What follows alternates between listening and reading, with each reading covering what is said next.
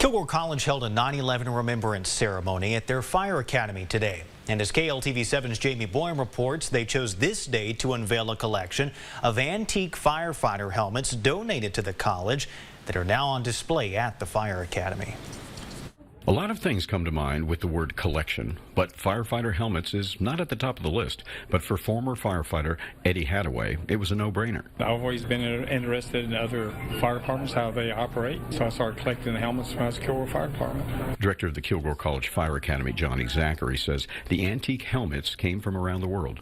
So we have helmets from Scotland, Edinburgh, from World War II, Austria, Switzerland, just a big variety of fire helmets, including one from Kilgore Rescue, which Mr. Hadaway was part of. But before the unveiling of the displays, the college paid their respect to the victims of 9/11 on this, the 22nd anniversary.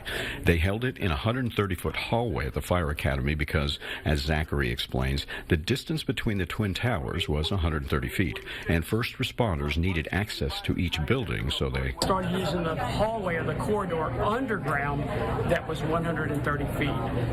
And that's why today having the venue in a hallway to let us recognize the hallway and the importance of it on that day. The hallway was lined with students and staff from Kilgore College as a tribute was given and bagpipes were played.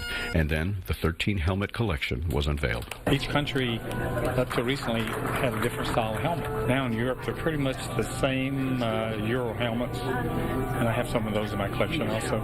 Eddie says mostly the collection just sat in his house. Occasionally it was displayed at area fire departments. But will Eddie miss them? I will, yeah. I used to come home and I say, hello, fire helmets. But now student firefighters can see some actual history in their halls, and maybe they'll keep Eddie's greeting alive when they stop and look at his helmets. Jamie Boyum, KLTV 7 News.